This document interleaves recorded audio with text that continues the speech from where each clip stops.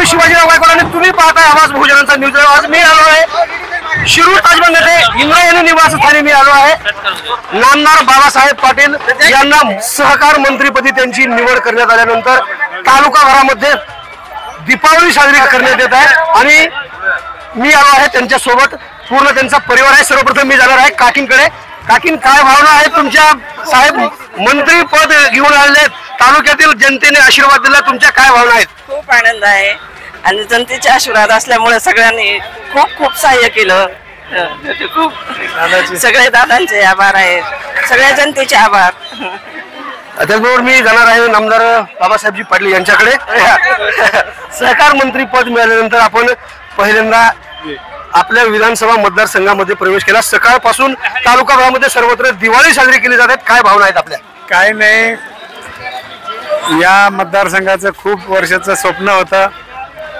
ते स्वप्न या महायुतीच्या माध्यमातून देवेंद्रजी फडणवीस साहेब असतील, एकनाथराव शिंदे साहेब असतील आणि अजितदादा पवार साहेब असतील, यांच्या आशीर्वादामुळं आतापर्यंत मराठवाड्याला आणि आपल्या मतदारसंघाला एवढं मोठं पद भेटलं नव्हतं. त्याच्यामुळे जनता अतिशय आनंदी आहे.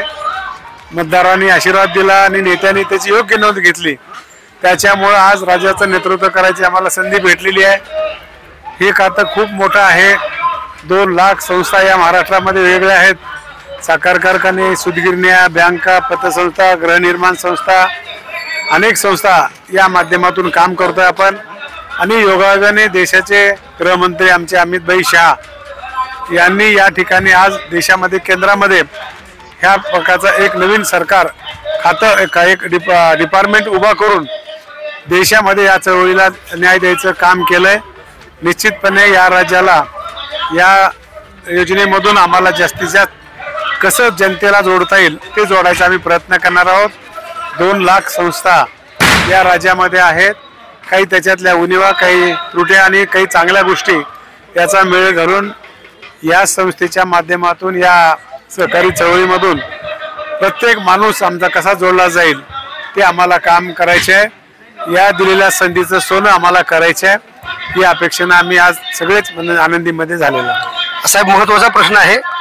निवडणुकीच्या काळामध्ये लोक इथे बोलत होते की दुसऱ्यांदा आमदार होणे नाही, परंतु तुमच्याकडे पूर्ण महाराष्ट्र सोपविला आहे तालुक्यातील जनतेने.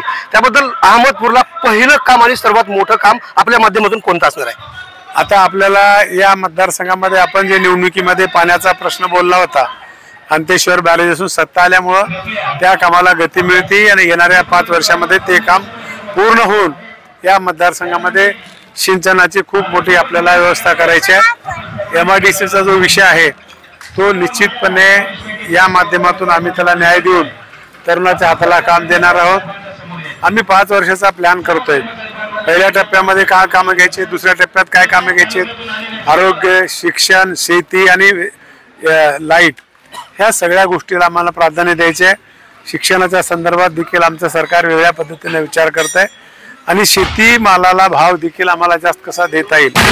आज साखरेचे दर कमी झालेत, त्याच्याही संदर्भामध्ये आम्ही अमित शहाकडेच हे खातं असल्यामुळं आम्हाला MSPचे दर कसं वाढवता येतील अशा प्रकारचं काम करायचे की काम करणाऱ्याला, उत्पादन करणाऱ्यालाही योग्य मोबदला भेटला पाहिजे आणि घेणाऱ्यालाही किफायतशीर दरामध्ये भेटला पाहिजे. आज सोयाबीनचा दर कमी आहे, कापसाचा दर कमी आहे. त्याही संदर्भामध्ये माझं सरकार विचार करत आहे आणि निश्चितपणे सरकार शेतकऱ्याला देखील न्याय देणार आहे.